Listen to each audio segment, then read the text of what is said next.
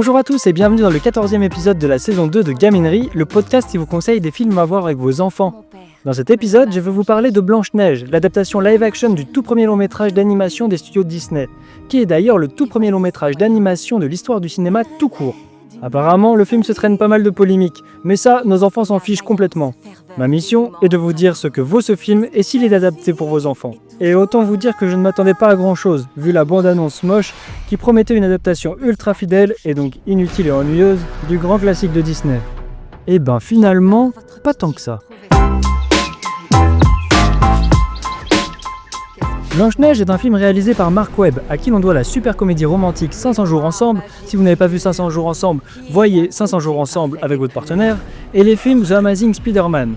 Un réal donc parfait pour le projet car à l'aise avec la romance comme avec les effets spéciaux. Franchement, je ne comptais vraiment pas aller voir ce film. Encore un remake de Disney qui a décidé de ne plus prendre le risque de nous faire découvrir de nouveaux univers, c'est vraiment frustrant.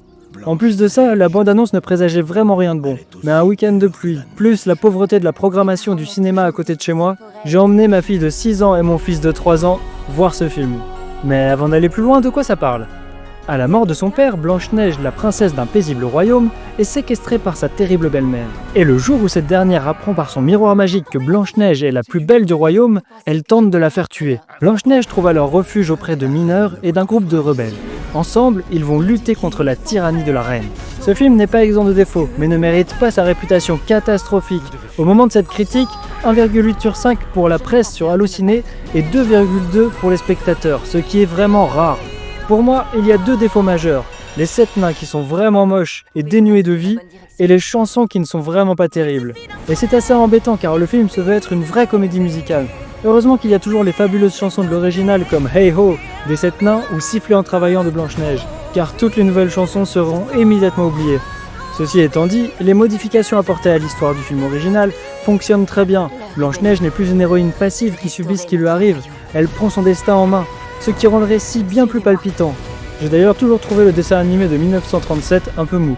Les performances des deux actrices principales sont parfaites. Rachel Zegler apporte douceur et volonté au personnage de Blanche-Neige et Gal Gadot cruauté et froideur. Les numéros de danse sont spectaculaires. Et finalement on prend plaisir à suivre les aventures de cette princesse rebelle qui, tout en restant dans les clous de l'histoire d'origine, réserve suffisamment de surprises pour que l'on ne s'ennuie pas. Mon fils de 3 ans et ma fille de 6 ans ont adoré. À noter tout de même 2 passages impressionnants. La fuite dans la forêt de Blanche-Neige où les arbres se transforment en monstres menaçants, et la mort de la reine qui est assez graphique puisqu'elle semble se consumer et devenir comme du charbon avec une expression d'effroi sur le visage assez terrifiante.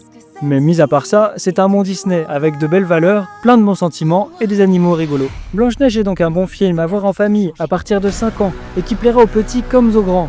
Voilà, c'est fini pour cette fois. Abonnez-vous pour ne louper aucun épisode, que ce soit sur la chaîne YouTube ou sur le podcast. Il y a une page Facebook si vous voulez laisser des commentaires. À bientôt!